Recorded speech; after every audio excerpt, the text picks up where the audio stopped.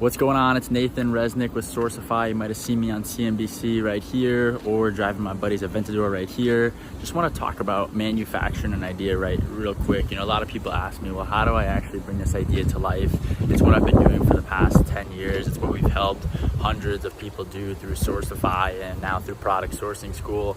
And, you know, really when I think about manufacturing, I think about taking action. You know, there's so many people that sit on an idea for so many years and it's like, why wait?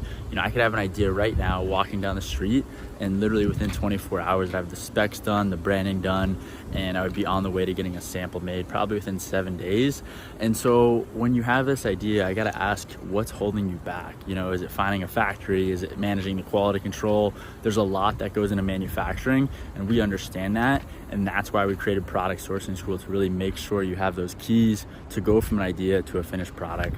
So if you have questions, sign up for my free webinar about how to manufacture an idea in as little as 90 days. And I hope to see you in there.